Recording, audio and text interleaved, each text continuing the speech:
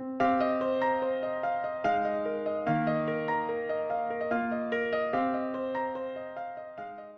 a dar continuidad a nuestro estudio de la carta del apóstol Pablo a los Gálatas. Por eso les insto, hermanos, que vayamos de manera diligente a esta carta.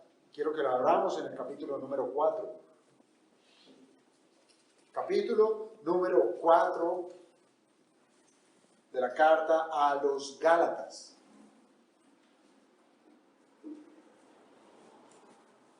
Quiero que hagamos lectura de los versículos del 1 al 7.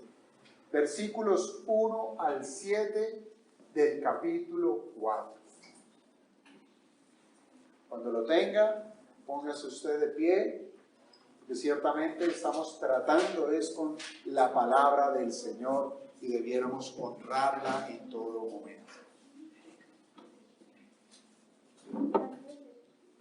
Gálatas 4, versículos del 1 al 7. Dice la palabra del Señor: pero también digo, entre tanto que el heredero es niño, en nada difiere del esclavo, aunque es señor de todo, sino que está bajo tutores y curadores hasta el tiempo señalado por el Padre.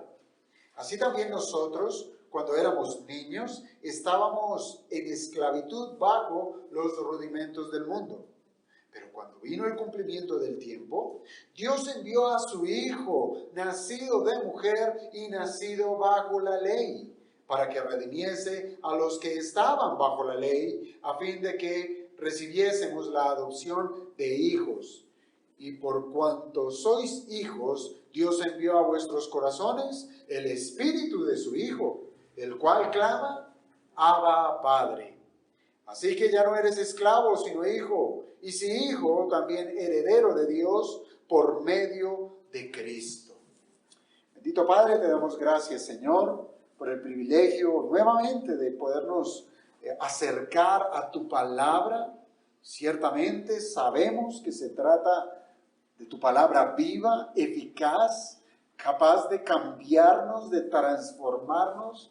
Y henos aquí, oh Señor, rogándote, Padre, que hagas lo debido en medio de nuestro corazón, que nos transformes cada vez más conforme a tu verdad, y que el día de hoy, amado Padre, en lo que concierne a esta porción de esta bendita carta, le saquemos el mayor provecho, Padre bendito, para que podamos glorificarte, Señor, en todo tiempo y en todo lugar, para que estemos plenamente convencidos de la libertad a la cual nos has llamado, para que sepamos, Padre de la gloria, de manera contundente, de saber cómo vivir por fe y para fe. Te pedimos todo esto, amado Padre, en el nombre de tu Hijo Jesucristo.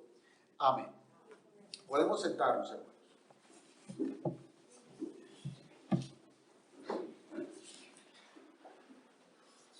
De esta porción que nosotros hemos hecho lectura en esta mañana, ya hemos tratado con los primeros 4 versículos. En particular, la semana pasada estuvimos estudiando el versículo número 4. Y ciertamente debe ser para nosotros un versículo fundante para lo que viene enseguida, con lo cual va a terminar el apóstol Pablo su explicación acerca de lo que es esa transición de la esclavitud a la filiación a la familia de Dios. Y lo primero que yo quiero enunciar, hermanos, en esta mañana es que cuando Dios hizo la promesa a Abraham, no hubo mejor respaldo que el de un juramento, ¿verdad? Fue Dios mismo quien juró. Y así lo cita precisamente la carta a los Hebreos en el capítulo 6, versículo 13, donde se nos dice que Dios, no pudiendo jurar por uno mayor, porque no lo hay, juró por sí mismo. Por sí mismo juró. Y ciertamente, hermanos, nosotros debemos entender que esto debe ser suficiente como para esperar el tiempo necesario para que la bendición prometida a todas las naciones se hiciera con paciencia, pero a la vez con gran expectativa. Si Dios juró lo que prometió, pues debiéramos ser pacientes y debiéramos esperarlo con gozo y con ansias. Ahora, en la revelación progresiva del Antiguo Testamento, pues ahí nosotros encontramos que una y otra vez se anunciaba precisamente la venida de esa promesa. Se anunciaba el advenimiento del Mesías.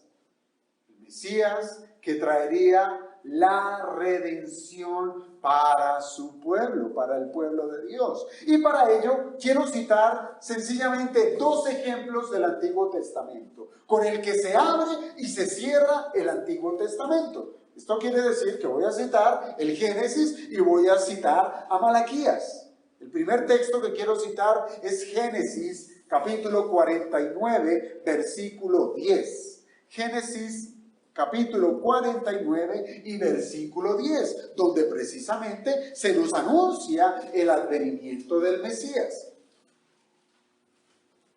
Dice este versículo 10 de Génesis 49. No será quitado el cetro de Judá, ni el legislador de entre sus pies, hasta que venga Silo, y a él se congregarán los pueblos.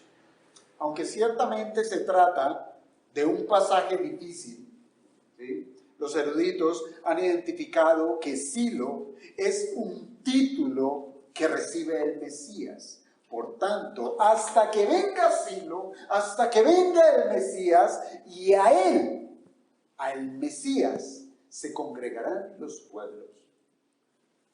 Es una de esas recordaciones que encontramos en el Antiguo Testamento, en el libro de los orígenes, en el Génesis. Ahora pasemos al último libro del Antiguo Testamento, a Malaquías. Malaquías capítulo 3, versículo 1. Malaquías 3, versículo 1. Allí nosotros podemos leer nuevamente esa promesa, ese anuncio de la venida de este Mesías. Malaquías 3:1. He aquí, yo envío mi mensajero, el cual preparará el camino delante de mí, y vendrá súbitamente a su templo el Señor, y vendrá súbitamente a su templo el Señor a quien vosotros buscáis, y el ángel del pacto a quien deseáis vosotros. He aquí viene, ha dicho Jehová de los ejércitos. Y dentro de estos dos textos, y lo hice de manera intencional, para poner como esos paréntesis en todo el Antiguo Testamento, entre esos dos textos nosotros encontramos más profecías acerca de Cristo, que vendría a ser como un bálsamo. Todas esas profecías vendrían a ser como un bálsamo para todos aquellos que creyeron en la promesa y que estaban bajo el rigor de la ley. Todos estos anuncios de la venida del Mesías, de la venida de un Redentor, del cumplimiento de la promesa, traería paz, calma, sosiego, paciencia para todos ellos. Para nuestros días, esa espera ya terminó. Ya terminó. Y esto es revelado precisamente en medio del anuncio del Evangelio de Cristo, porque Cristo ya vino a este mundo, Cristo ya subió a esa cruz, Cristo resucitó de los muertos y hoy se sienta a la diestra de Dios Padre. Y todo esto es revelado en el Evangelio, ya que por medio de ese mensaje del Evangelio, que se trata de una presentación magistral de parte de Dios acerca de la majestad de este Redentor, esto viene a ser para todos los que están cautivos y esclavos del pecado como una luz de esperanza, como el avistamiento de aquel libertador que les puede sacar de esa esclavitud de pecado en el cual yacen. El Evangelio no es otra cosa que un ofrecimiento de un libertador como de ningún otro. Eso es el Evangelio. Y es de manera inmediata. No se trata de una espera como si lo tuvo el pueblo del Antiguo Testamento. Es en el Evangelio, hermanos, donde se ofrece a nuestro Señor Jesucristo como aquel que puede rescatar al hombre de la maldición de la ley, de la esclavitud en la cual está. Y hermanos, cada domingo que es abierta la Biblia, cuando se lee, cuando se abre para explicarla, para predicarla, pues lo que sucede es que las palabras de vida saltan a la vista cuando el problema del pecado, que es evidente en cada uno de nosotros, es allí donde se presenta a Cristo como aquella promesa hecha por el Padre para que todo aquel que en Él crea sea beneficiario de la bendición de la salvación. ¿Qué otra cosa quisiéramos venir a escuchar? ¿Qué otra bendición quisiéramos nosotros el domingo recibir? Pablo, en el verso 4, él nos dijo: pero cuando vino el cumplimiento del tiempo, Dios envió a su Hijo, nacido de mujer y nacido bajo la ley. Y con ello, ¿qué es lo que está haciendo? Él está presentando a los Gálatas a aquel que hizo realidad ese cambio de posición que ellos ya gozaban. Ellos fueron pasados de ese estado de esclavitud a un estado de libertad, que gozan como verdaderos hijos de Dios. Y les presenta a Cristo. Los Gálatas por sí mismos se estaban olvidando de la libertad que había en Cristo. De esa libertad que Él mismo les había conferido por medio de la fe. Y esto, ellos, este error en el cual estaban cayendo, recuerden que había sido por causa de esas falsas enseñanzas de los judaizantes. Y esto no es nada nuevo, hermanos. No es nada nuevo para algunos cristianos de nuestro tiempo, que parece que han olvidado la piedra angular del Evangelio, que han olvidado dónde es que se posa la fe. Han olvidado a Cristo. Lo han sacado de la escena, lo han sacado de las congregaciones. Puede que esas congregaciones lleguen a tener el título de cristianas, pero Cristo no es predicado. ¿Por qué? Porque el verdadero problema no es arremetido. Pareciera que han olvidado que Cristo es el Hijo de Dios. Es decir, aquel Dios mismo que se hizo hombre, Dios encarnado, aquel que siempre ha existido, el soberano que hizo los cielos y la tierra y todo lo que en ellos hay. Y han olvidado que Él vino a la experiencia de los hombres, a nuestra experiencia, no a la distancia, sino a nuestra misma naturaleza, porque Él venía a solucionar con un problema crucial en toda la humanidad. El Padre le proporcionó un cuerpo humano a su Hijo Jesucristo para que cumpliera con el requerimiento de la ley, pudiendo así ser el sustituto perfecto de todos aquellos que creen en Él. Solo de esa manera Él nos pudo haber sustituido, siendo verdaderamente Dios, verdaderamente hombre. Todos los creyentes, así como a los Gálatas, Se nos ha instado a comprender que es por medio de la fe y nada más que por ella que nosotros podemos alcanzar la salvación de Dios. Y esto ha sido reiterativo en la carta. Es por fe, mas no por obras. Y esto tiene sentido, porque somos escasos de memoria y olvidamos la base de la fe y olvidamos el por qué venimos a la iglesia, olvidamos por qué es que somos cristianos, olvidamos que esa salvación tan grande e inmerecida es debido a un problema mayúsculo y es el pecado. Y lo que hace la carta a los Gálatas es reforzarnos el entendimiento que esa salvación solo la da Dios. La da de manera gratuita, la da de manera deliberada. Que no se trata del esfuerzo de los hombres. Por tanto, el apóstol Pablo no gasta esfuerzos, o más bien, redunda en esfuerzos, negando una y otra vez el acceso a la salvación por medio de las obras. No es por obras, no es por obras.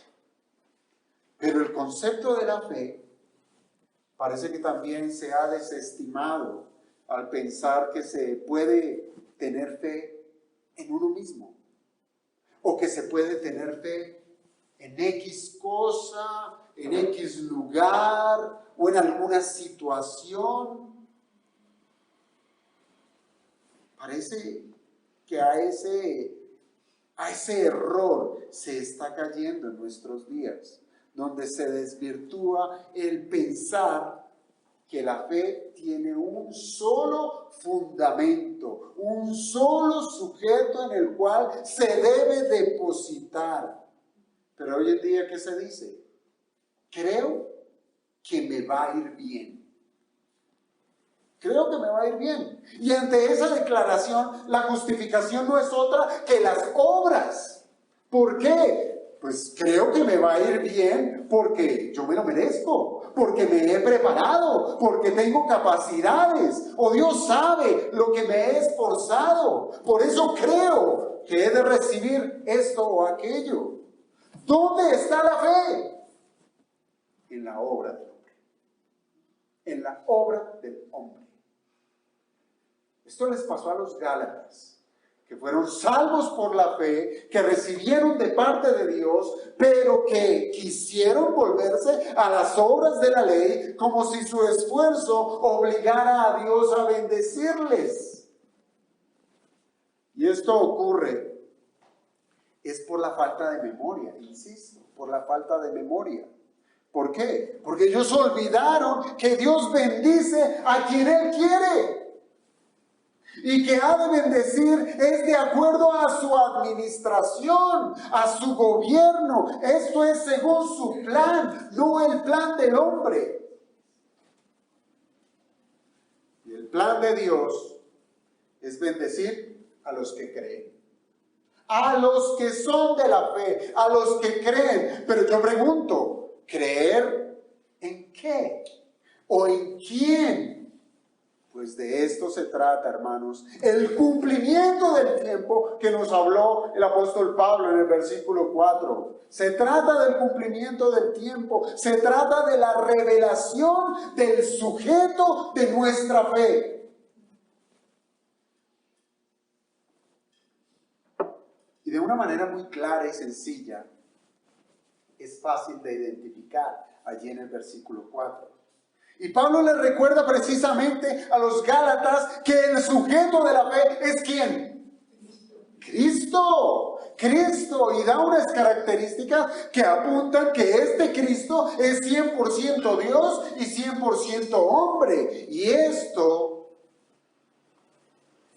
lo que deja en claro es que no hay otro elemento al cual el hombre pueda echar mano para decir, pongo mi fe en. Y Pablo lo que dice, no. Solamente es en Cristo. Solamente es el que tiene ciertas capacidades, ciertas características propias para hacer lo debido para alcanzar su salvación. Ahora, los versos siguientes, es decir, los versos del 5 al 7, vienen a tratar con el propósito de la venida de Cristo. Es decir, sabemos cuál es el problema. El problema es el pecado. Sabemos que el problema que tenían los Gálatas y que aún en nuestro tiempo está, es que queremos descansar en nuestras obras. Ahora Pablo nos enseñó que sabemos que el sujeto de la fe genuina es Cristo. Y ahora nos va a enseñar cuál es el propósito de la venida de Cristo. Porque no simplemente es creer en Cristo. ¿Sí? Recuerden ese pasaje que encontramos allá en la carta de Santiago.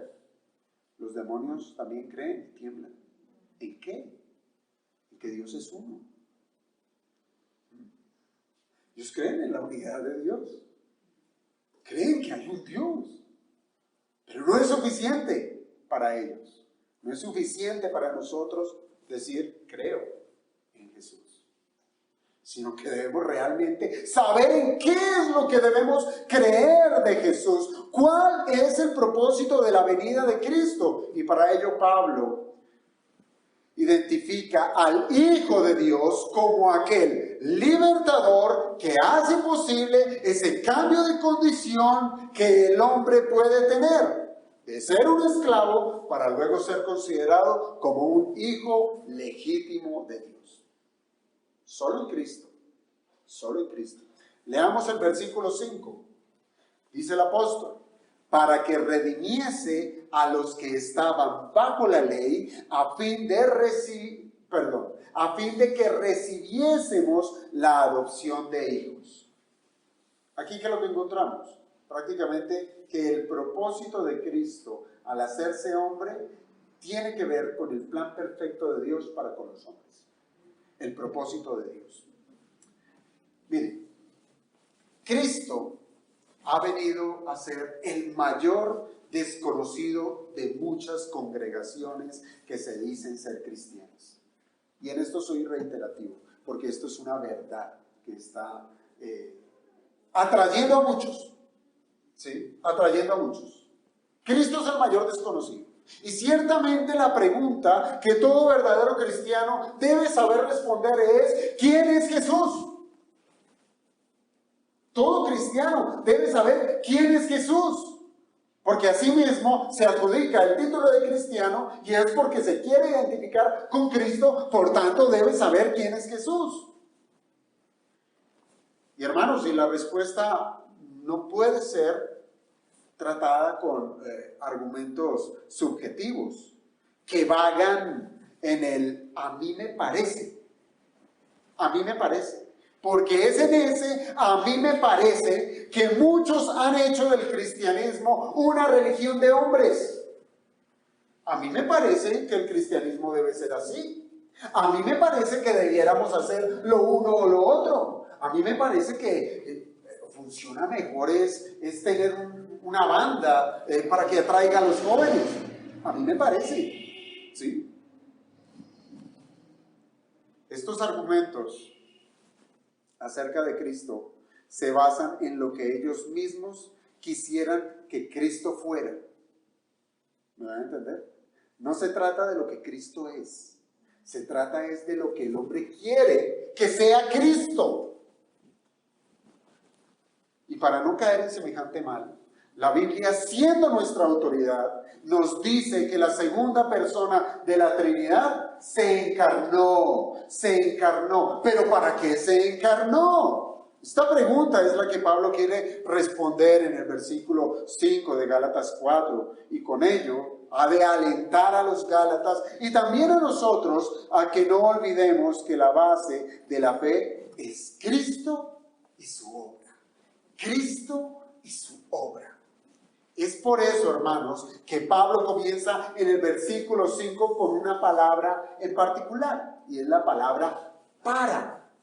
Para. Y se trata de un indicador de propósito. ¿sí? Es decir, que lo que dijo en el versículo 4, de este cumplimiento del tiempo, en aquel que iba a nacer de mujer, ¿sí? Que fue enviado de Dios, que iba a estar sujeto a la ley, tiene un propósito.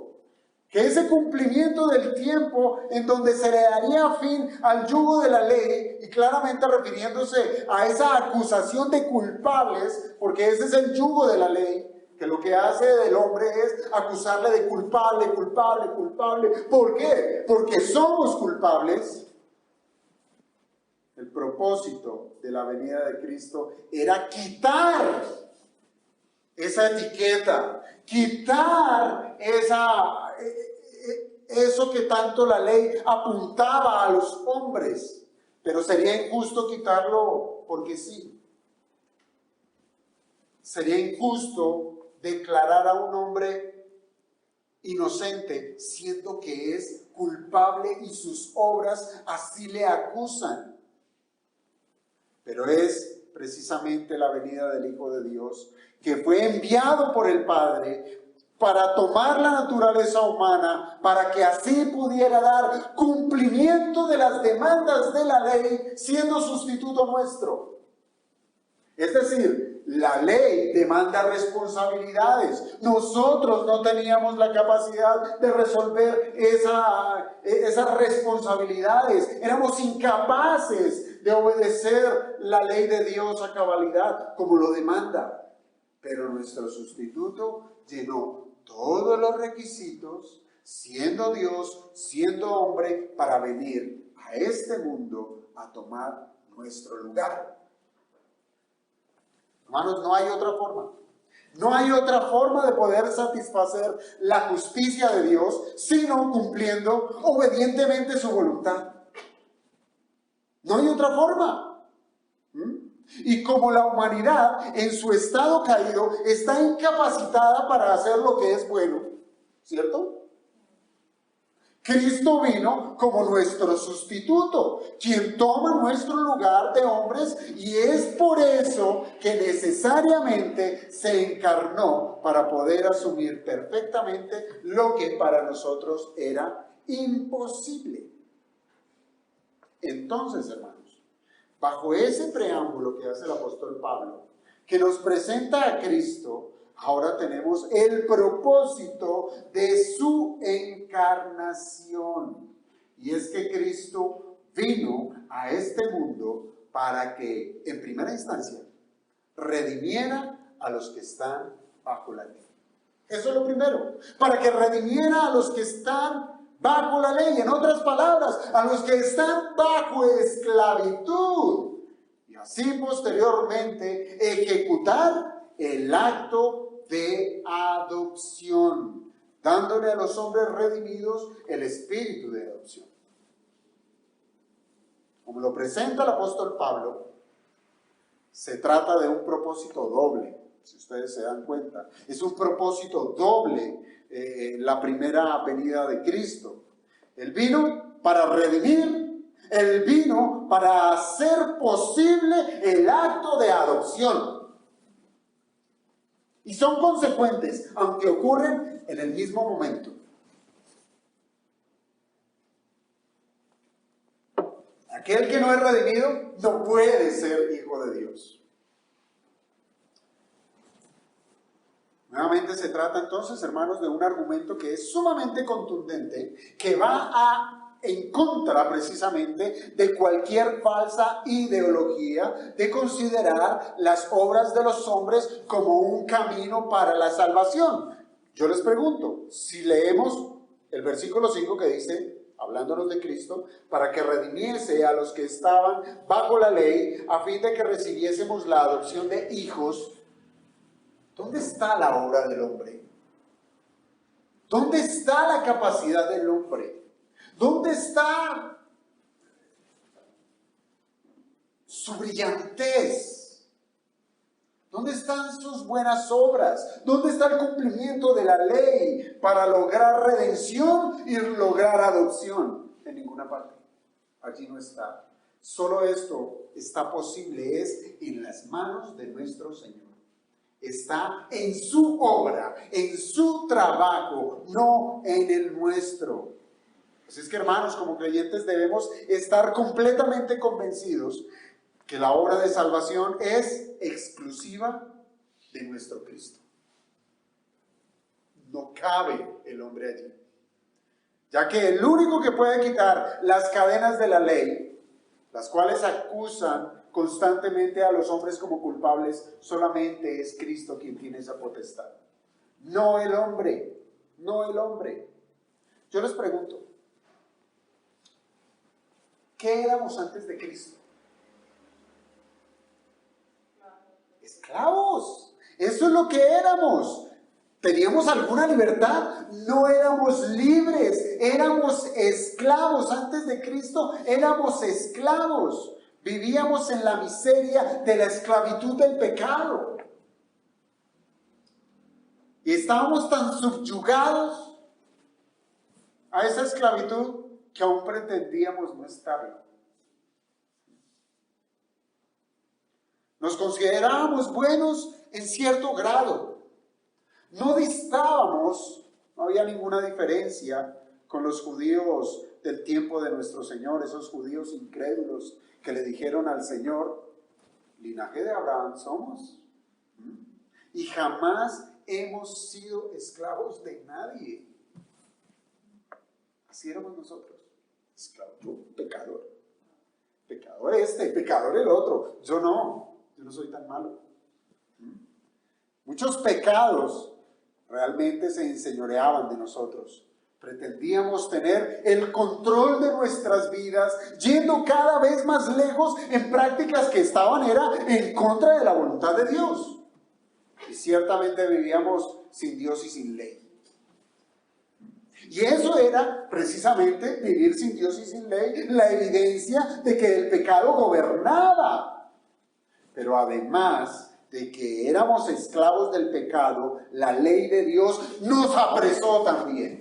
Nos esclavizó bajo su dictamen judicial, diciendo que éramos culpables. Cadena tras cadena. Éramos culpables y como culpables merecedores ¿de qué? De la muerte eterna. Aunque nosotros nos resistiéramos a aceptar el dictamen de culpables, la ley jamás se equivocó. Nunca su dictamen fue errado, pues se trataba del medio por el cual Dios declaró su voluntad. Él declaró su voluntad y aún lo sigue haciendo. La ley sigue actuando de esa manera. Y esto es porque Dios, en su justicia, Él jamás va a tener por inocente, por justo, ¿a quién? Al culpable. Y su ley siempre va a apuntar a acusar al pecador.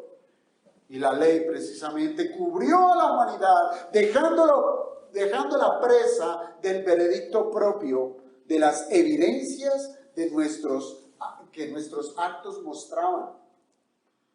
La ley no inventó nada. La ley sacó a la luz lo que éramos, lo que somos, lo malos que somos delante de Dios. Y ante tal estado de esclavitud, hermanos, ante tal estado de esclavitud, Cristo es nuestro libertador.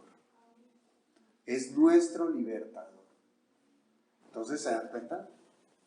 Ahorita ya, como que ya empezamos a recobrar la memoria. ¿Jesús? ¿Quién es Jesús? ¿Quién es Cristo? Eso es ir a la iglesia, eso es sentarse, eso es por dedicar ciertas horas en el día domingo. No. Jesús es nuestro libertador. Y esto es, óigame bien, que no hay más libertadores, solo Él y nada más que Él. Solo hay un libertador. Y uso precisamente esa palabra libertador, ya que lo que hizo Cristo fue ¿qué? Liberarnos de la esclavitud de la ley y de la esclavitud del pecado. ¿Y cómo pudo ser esto? Pues es por medio de la obra de redención. Por eso es que Pablo, él dijo que Cristo vino para que redimiese a los que estaban bajo la ley. Y son palabras, ciertamente, que hacen eco de lo que ya nos enseñó el apóstol en Gálatas capítulo 3, versículo 13. Es decir, nuevamente retoma el tema. En Gálatas 3:13 él nos dijo, Cristo nos redimió de la maldición de la ley, hecho por nosotros maldición. Y fíjense que en esos dos versos, de Gálatas 3 y Gálatas 4, en ambos textos se usa esa expresión redimir, que implica ¿qué? Esa idea de pagar el precio para la adquisición de algo, comprar. Y esto significa no solamente una negociación, no solamente un pago, sino que además de un pago, lo que es la redención es un rescate. Es un rescate. ¿Por qué? Porque no solamente nos compra a nosotros que éramos esclavos, sino que además nos saca de ese estado de esclavitud, nos rescata de esas cadenas. Entonces, con esto en mente, yo les pregunto, ¿podemos desconocer quién es Jesús? Hermanos, Jesús no es aquella palabra mágica. No es aquella palabra mágica que muchos utilizan para conseguir lo que sus corazones perversos quieren. En el nombre de Jesús, en el nombre de Jesús, en el nombre de Jesús. Y digo que es perverso porque están usando el nombre de Dios no solamente en vano, sino que también de una manera blasfema. Porque la atribuyen a sus deseos pecaminosos. El Hijo de Dios, hermanos, no fue enviado por el Padre para resolver la vida económica.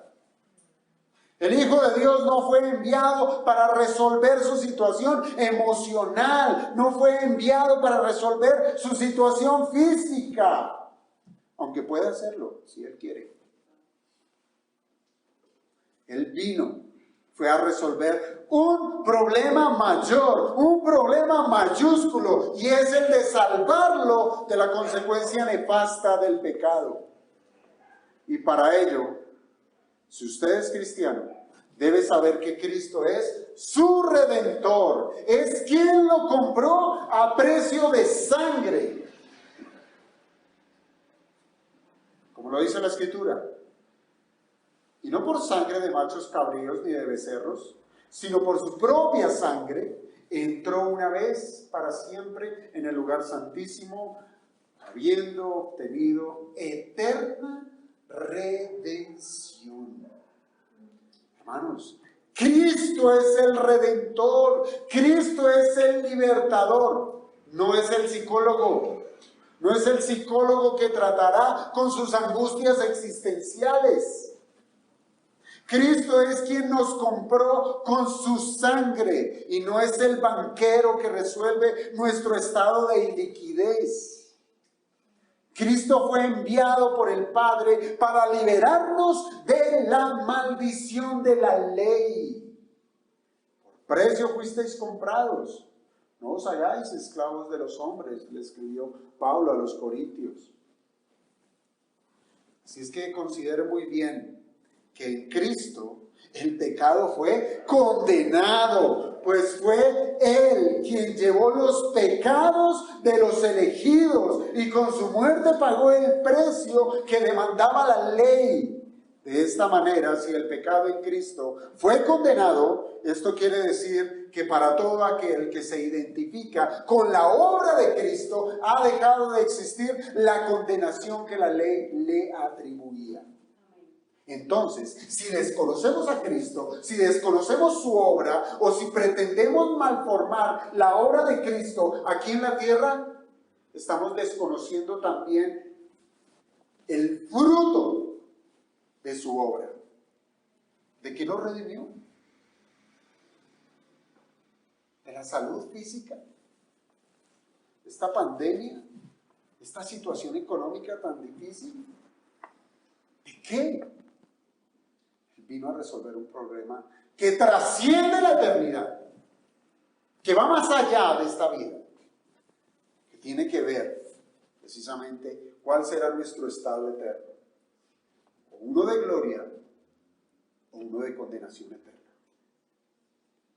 ¿De qué servirá, hermano, que usted tenga salud, dinero y emocionalmente usted esté contento y vaya por esa vía amplia y ancha, gozando de los placeres de este mundo, y cuando se encuentre delante del Señor, el Señor le diga: nunca te conocí, nunca te conocí? Pero sus problemas fueron resueltos y usted pudo haber atribuido: pero en el nombre de Jesús yo logré.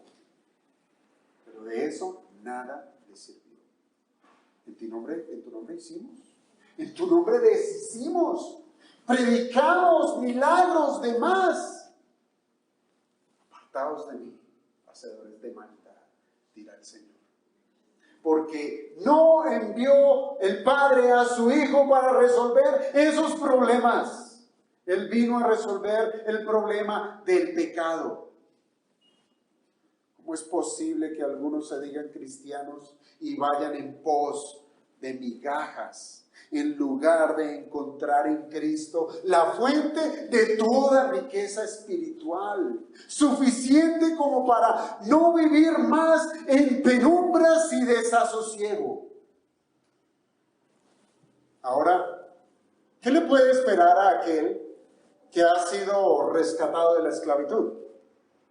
Piense en cuál sería la suerte de aquel esclavo. Piense en ese ejemplo. ¿Cuál sería la suerte de aquel esclavo que es liberado en un desierto? Fue liberado de sus cadenas. Eres libre en un desierto.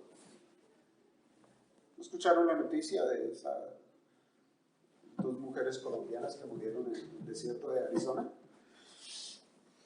El desierto no es nada agradable. Ahora, de ser liberado, que en su estado de libertad sea suelto a su expensa, sería de nuevo un estado de conmiseración. Sería un estado de conmiseración.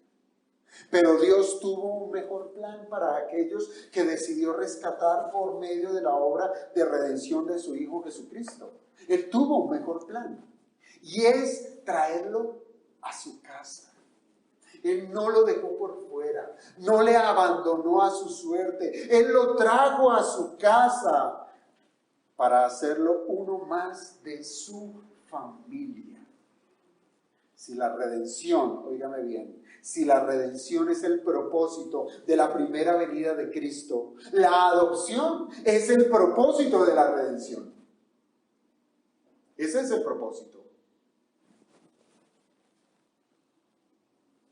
Para que redimiese a los que estaban bajo la ley, a fin de que recibiésemos la adopción de hijos. Así es que cuando Cristo nos libera, no es para dejarnos como huérfanos, mendigando por este mundo.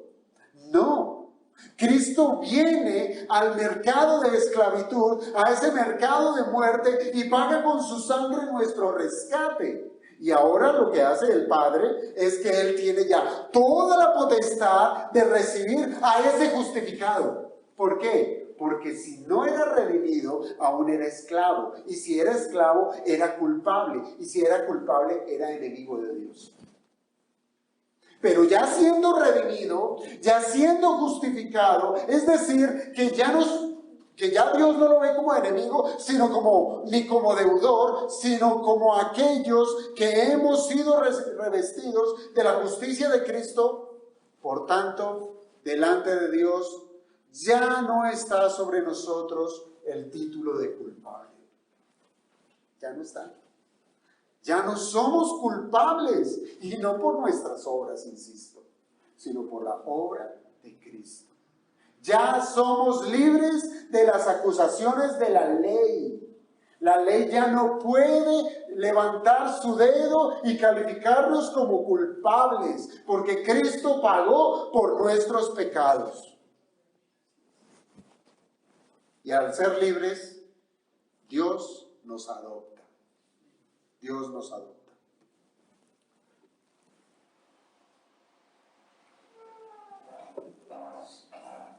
Ahora, en cierta medida nosotros podemos entender esta adopción con el sentido moderno de la palabra, ¿sí? Entonces, podemos entenderlo, ya que la adopción implica que un individuo es incorporado como hijo en el seno de una familia, siendo que alguna vez fue completamente ajeno a esa familia, ¿sí? Ese es el sentido común que tenemos de la palabra adopción. Y pudiéramos nosotros aplicar ese sentido natural o común a lo que ciertamente Dios hace con nosotros. Porque efectivamente eso es lo que éramos antes de Cristo. ¿Qué éramos? Ajenos a la familia de Dios. No hacíamos parte. En la carta a los Romanos, el apóstol Pablo nos dice que éramos enemigos de Dios, que éramos débiles, que éramos pecadores. Estábamos lejos de ser parte de la familia de Dios. Pero ahora, al ser justificados por la fe, también somos recibidos en la familia de Dios. Y así, siendo constituidos también como herederos del patrimonio celestial. Ahora, siendo la adopción una bendición más para los creyentes, Pablo le trae delante de los Gálatas este entendimiento para que ellos comprendan que también se trata de un acto soberano de Dios. Él no se va a cansar de decir: Dios hizo, Dios hizo, Dios hizo, Dios hizo por ustedes. Ustedes no tienen parte en esa obra. Lo único que hicieron, por así decirlo, es traer sus pecados, porque eso es lo que éramos, pecadores. No teníamos más que ofrecer sino pecado. Nadie, hermanos, nadie ha llegado delante de Dios con credenciales elaboradas por su propio esfuerzo personal. Y llegarle a decir al Todopoderoso: Señor, heme aquí con todo lo necesario para ser parte de tu familia. Nadie. Se trataría de un acto osado, se trataría aún de un acto irrespetuoso. Pero tristemente, muchos andan por el mundo pretendiendo que son hijos de Dios y por consiguiente herederos, por estar afiliados a una congregación, o por tener a su favor algunas prácticas ritualistas. Yo me bauticé, yo hice, yo deshice, pero al fin y al cabo solo está su voz como testigo que afirma ser hijo. Él mismo se dice ser hijo. Nadie más pudiera testificarlo. La adopción es exclusivamente un acto voluntario de quien adopta, no del adoptado. ¿Sí? Un hijo no va a llegar, una persona no va entrando a una casa y decir: bueno, desde el día de hoy me declaro hijo de ustedes. Entonces, ¿qué tienen que hacer para conmigo? ¿Qué responsabilidades tienen? No, es el que adopta, el que confiere, el que delega, o tiene más bien esa facultad de traer a otro a su familia. Es un acto voluntario de quien adopta. Y es Dios quien adopta, no es el hombre. Y aún más, fíjense que la Escritura enseña que la adopción es un acto que fue preparado antes de la fundación del mundo. Fue predestinado. Efesios 1:5 dice: en amor, habiéndonos predestinado para ser adoptados hijos suyos Y aquí está lo que está enseñando el apóstol Pablo. Por medio de Jesucristo, según el puro afecto de su voluntad. Hermanos, y para que exista claridad en medio del creyente, que su filiación es verdadera, ¿sí?, que ciertamente es hijo de Dios, para que pueda tener la seguridad de que es un hijo legítimo de Dios, así como el Padre envió al Hijo en el tiempo señalado, ahora el Padre envía a su Espíritu sobre todos aquellos que han sido liberados por Cristo, para que testifique en su corazón que efectivamente es un hijo de Dios. Y para esto Pablo nos dice en el versículo 6 de Gálatas 4, y por cuanto sois hijos, Dios envió a vuestros corazones el Espíritu de su Hijo, el cual clama, Abba, Padre. Nosotros podemos ver cómo el plan de Dios es representado, o yo pudiera representarlo, como aquella cosa que lleva a otra, ¿sí? Como lo que es ese efecto dominó, ¿sí? Que al mover una sola ficha va cayendo una tras otra indiscutiblemente, de manera consecuente. La venida de Cristo para redimir a los elegidos produjo justicia. Y esa justicia fue atribuida por el Hijo a todos aquellos que en Él creen, ¿sí? Y ese es el acto de justificación. Ser declarado justo. Yo pagué por ustedes, ahora yo les doy el beneficio de ser declarados justos. Y estos que fueron declarados justos o inocentes, ahora son aceptados en la familia de Dios. Y como consecuencia, Pablo ahora nos dice que en la calidad de hijos, Dios envió el Espíritu Santo a morar en los corazones de sus hijos. Una tras otra, pero todo eso se da en un mismo instante. En un mismo instante. Pablo trae ciertamente algunas puntualidades frente a este nuevo advenimiento. Por ejemplo, llama al Espíritu Santo el Espíritu de su Hijo, es decir, el Espíritu de Cristo. Y la idea que trae es que la misma experiencia de nuestro Señor Jesucristo en relación con el Padre viene a ser tal cual para todos los creyentes. Entonces, si nosotros miramos algunas referencias que relacionan a Cristo y al Espíritu, nos podemos dar una idea en la bondad que hay al identificarnos con Cristo. Por ejemplo, nosotros podemos encontrar en las Escrituras que se dice que Cristo recibió el Espíritu sin medida. No fue parcialidades. Fue completamente la presencia de Dios por medio de la tercera persona de la Trinidad en Jesucristo. Juan 3:34.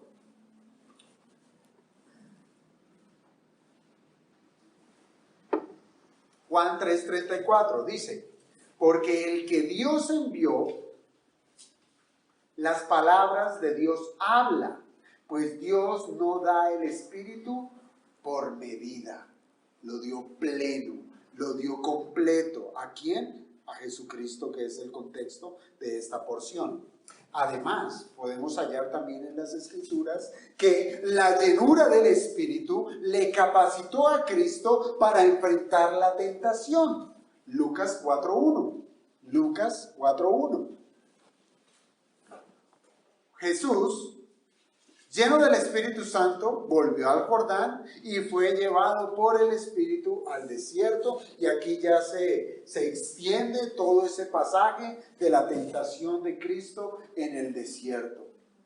Uno más, el Espíritu Santo empoderó a Cristo, al Hijo de Dios, para su ministerio terrenal. Lucas 4:18. el Espíritu del Señor está sobre mí, por cuanto me ha ungido allí está, para dar buenas nuevas a los pobres, me ha enviado a sanar a los quebrantados de corazón, a pregonar libertad a los cautivos y vista a los ciegos y a poner en libertad a los oprimidos. Así es que, hermanos, textos como estos hay muchos. Y sumado a que los creyentes, por el propósito del Padre, deben ser conformados a la imagen de Cristo, es natural, hermanos, que el Espíritu del Hijo sea enviado a nuestros corazones para que reproduzca la imagen de Cristo en medio nuestro. La obra del Espíritu Santo ha de cubrir, ha de formar a cada creyente en lo que es Cristo. De esta manera, hermanos, el que es hijo ha de parecerse ¿a quién? A Cristo. A Cristo. ¿Debido a qué? ¿A su esfuerzo? No. Debido a la obra transformadora del Espíritu de Cristo, del Espíritu Santo.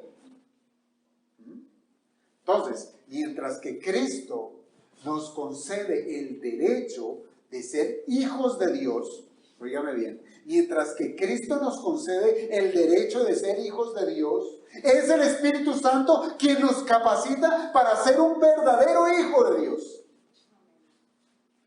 Cristo da la entrada, da la autorización. Todo el papeleo lo hizo el Señor. Listo, firmado, pase a ser hijo de Dios. Y es el Espíritu Santo quien nos forma como un verdadero hijo de Dios. Por tanto, hermanos, ser hijo de Dios no es simplemente un título. No es un título que cualquiera se quiera adjudicar. Ah, sí, yo soy hijo de Dios. No. La adopción es un acto transformador. Ser hijo de Dios requiere eso, un cambio sustancial en su vida, en su carácter, que nos hace ser como ¿quién? Como Cristo. Como Cristo. Que nos haga tener su carácter, un carácter que esté acorde a una vida santa, a una vida dedicada a hacer la voluntad del Padre. Y a este cambio transformador es al que se va a referir Pablo en el capítulo 5 de esta carta, cuando enseña precisamente que los que tienen el Espíritu ya no viven bajo el poder de la carne, que ya no son esclavos, sino que están ahora bajo el poder del Espíritu que les hace vivir de una manera agradable al Padre en todo lo que Él requiere. Ahora, el Espíritu Santo, al que se le llama también en otras porciones, se le llama el Espíritu de adopción, como lo cita el apóstol Pablo en la carta a los Romanos, en Romanos 8:15, que dice, Romanos 8:15, pues no habéis recibido el espíritu de esclavitud para estar otra vez en temor, sino que habéis recibido el espíritu de adopción, por el cual clamamos, Abba, Padre. Entonces, a este Espíritu Santo se le llama Espíritu de adopción, y es precisamente eso, porque su trabajo es hacer de todo cristiano, del verdadero creyente, un hijo de Dios, un hijo de Dios. Pero fíjense que continúa aquí en el verso 16 de Romanos 8 diciendo, el Espíritu mismo da testimonio a nuestro espíritu de que somos hijos de Dios. Recuerde que aquel que tiene un pensamiento errado de Jesucristo, que tiene un pensamiento errado de su obra, pues también va a tener un pensamiento errado con el cual soportar o testificar de que realmente es un hijo de Dios. Yo les decía, solamente su voz es la que debe testificar, soy hijo de Dios, no hay otra voz. Pero para el creyente no solamente está ya lo que cree, sino que además en medio de sí está el Espíritu Santo dándole testimonio de que es un hijo de Dios. Es por medio del Espíritu de Cristo que comenzamos a ser agradecidos por la obra de salvación. Y eso es lo que nos hace sabernos salvos. Sabernos salvos es algo que únicamente el Espíritu Santo produce en el corazón del creyente, donde Él mora. Y es tal su testimonio que nos hace acercarnos a Dios y confesarlo como Abba Padre. Abba Padre. Abba es una palabra muy antigua, de origen semítico, o sea, era de conocimiento para el pueblo judío, ¿sí? Era conocida por ellos, y es una palabra que refleja la ternura, refleja la dulzura con que un hijo se refiere a su padre, Abba. Se dice que se trata de un vocablo que era propio de un niño que comienza a decir sus primeras palabras. Por tanto, resulta estar lejos de palabras más elaboradas como papi o papito. O mucho menos precisamente de ese diminutivo papito. Abba va más allá de eso. Por ejemplo, William Vine, él dijo, Abba es la palabra formada por los labios de un pequeño de pecho, un bebé, e implica una confianza total. Era como un balbuceo, un balbuceo. Abba llegó a ser un nombre personal. Dejó de ser un título a pasar a ser un nombre personal. Y es por eso que lo encontramos acompañado de la palabra Padre. Abba Padre. Abba Padre, en esa unión se manifiesta tanto la cercanía entre el Padre y el Hijo, como también el respeto que hay en medio de esa relación. No es papito Dios. Padre. Padre. Son 3 las veces que nosotros encontramos la expresión Abba Padre. Y en las 3 el uso es dado por 3 personas diferentes. La primera de ellas la encontramos en Marcos 14:36. En medio de la connotación de una oración que hace nuestro Señor Jesucristo. Que Él se refiere a su Padre como Abba Padre. Entonces tenemos a Cristo, al Hijo de Dios, Hijo con H mayúscula, refiriéndose a su Padre como Abba Padre. La segunda es la que encontramos precisamente aquí en Gálatas 4:6. En Gálatas 4:6. Pero fíjense, que dice, y por cuanto sois hijos, Dios envió a vuestros corazones el Espíritu de su Hijo, el cual clama Abba Padre. ¿Quién es el que usa la expresión Abba Padre? El Espíritu, ¿sí? Entonces tenemos en Marcos, que es el Hijo, Jesucristo, el que usa la expresión Abba Padre. Gálatas es el Espíritu quien usa la expresión Abba Padre. Y ahora es en Romanos 8:15, que ya lo leímos, donde se nos presenta al creyente usando esta expresión por la cual clamamos, dice el apóstol, Abba Padre, Abba Padre.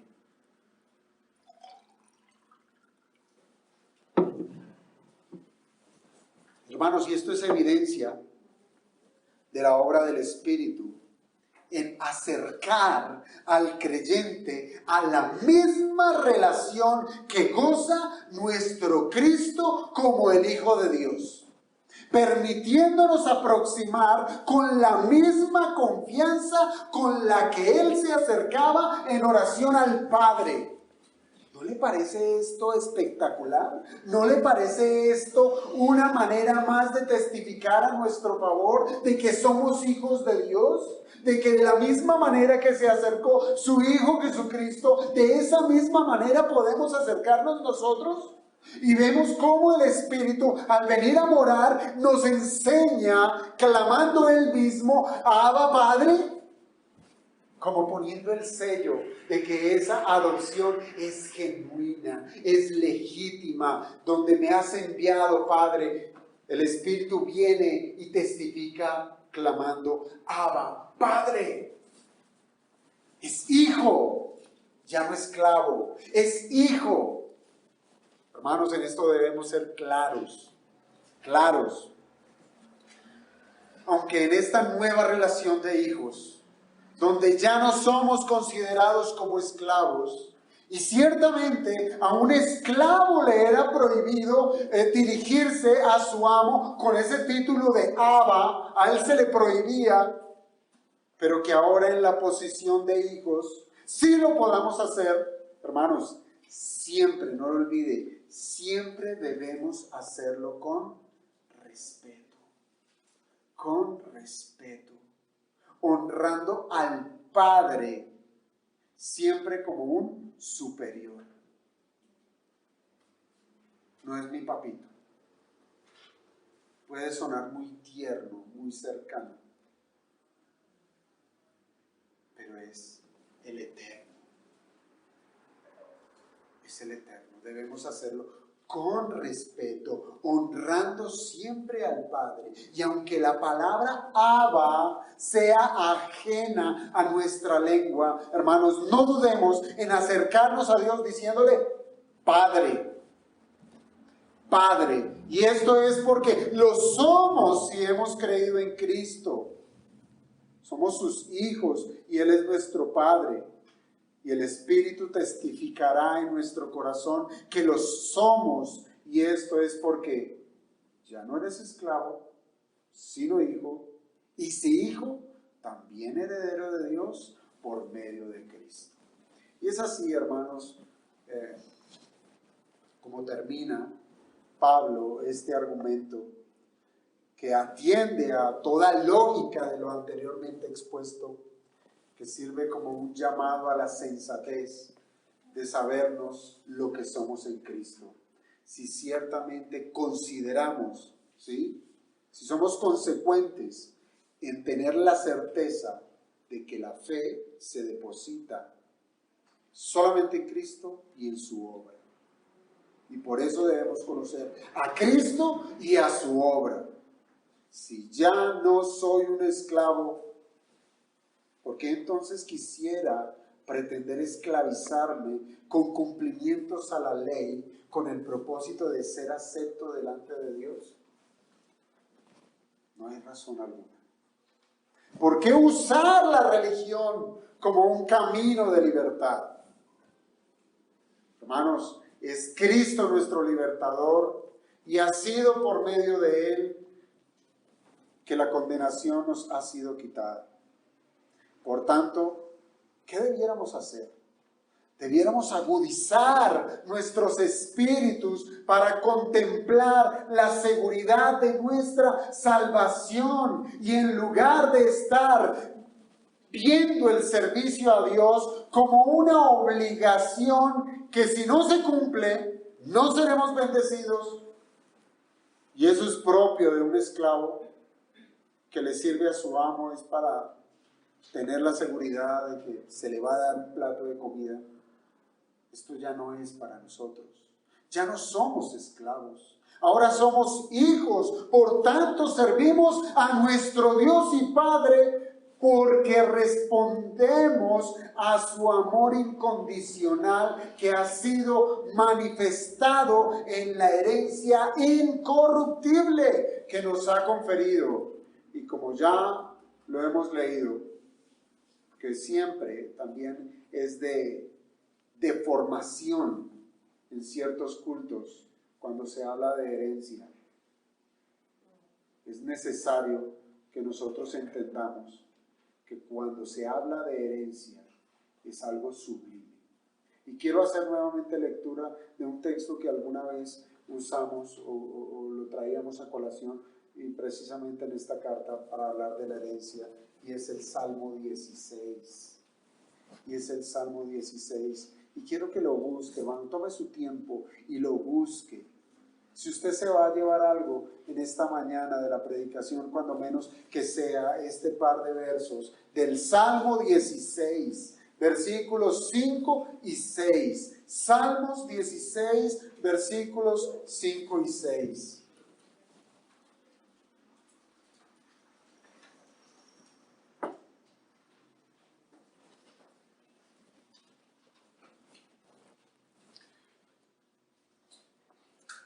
Dice la Escritura: Jehová es la porción de mi herencia y de mi copa. Tú sustentas mi suerte, las cuerdas me cayeron en lugares deleitosos, y es hermosa la heredad que me ha tocado. ¿Cuál es la heredad del creyente? Dios mismo. Dios mismo. Y debemos considerar semejante heredad con las mismas palabras que lo contempla el salmista. Es hermosa la heredad que me ha tocado.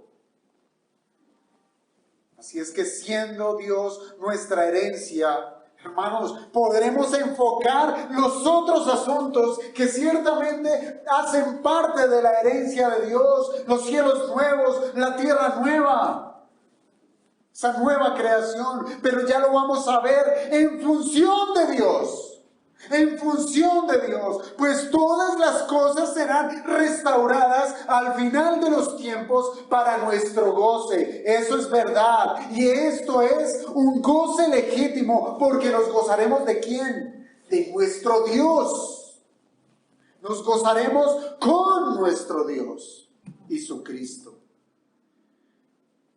en un lugar donde ya no estará sujeto a la maldición, esa maldición que fue conferida en el Edén. Y nos gozaremos con nuestro Dios en un cuerpo completamente glorificado. Y así todos los elementos, todo, serán perfeccionados para que sirvamos a nuestro Dios sin ningún tipo de impedimento o de estorbo que el pecado haya generado. Esa es la herencia del creyente. ¿Esperabas otra cosa? Si esperabas otra cosa, tu corazón no está en Cristo. No sabes quién es Cristo. No sabes cuál fue la obra que vino a hacer. No estabas preparado para el tiempo cuando Cristo vino a este mundo a redimir a los hombres. Así es que, hermanos, ciertamente debemos entender que es gracias solamente a Cristo y por los méritos de su obra, de esa obra de redención, que todos los creyentes reciben la adopción de hijos. Entonces, nuevamente, yo pregunto: ¿quién es Cristo para usted? ¿Quién es Jesús?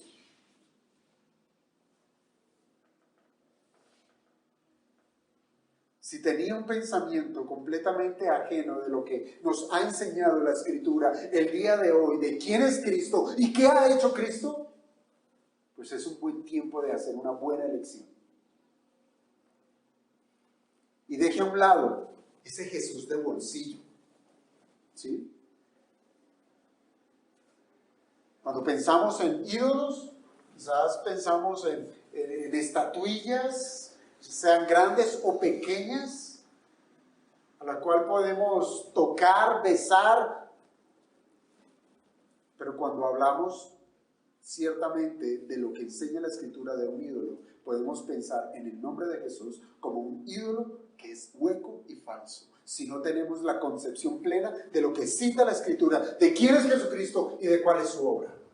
Te estás inclinando ante un Cristo que no es el verdadero y que estás esperando de Él migajas que me resuelva el problema de hoy, que me resuelva el problema de mañana. Buscad primeramente el reino de Dios y su justicia, y las demás cosas, esas banalidades, eso por lo que ustedes se angustian tanto, por el vestido, por la comida, por el techo, eso está a cargo del Señor. porque Él es nuestro Padre y Él tiene lo mejor para nosotros. Así es que no lo piense más.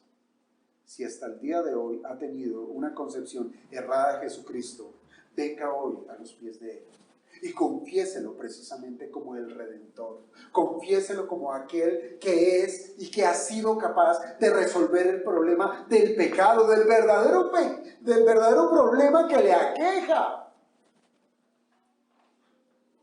De nada sirve, lo que les digo, es ir, morir en esta tierra con riquezas, con salud, si su pecado no ha sido resuelto. Venga a Cristo y confiéselo como su Salvador. Crea en su obra de redención y Él le hará salvo y lo hará partícipe de la familia de Dios. Ahora, hermano, si usted hasta el día de hoy no solamente se dice cristiano, sino que a la luz de lo que hemos observado, se trata de un título más que usted lleva sobre su espalda, la de un Gálata,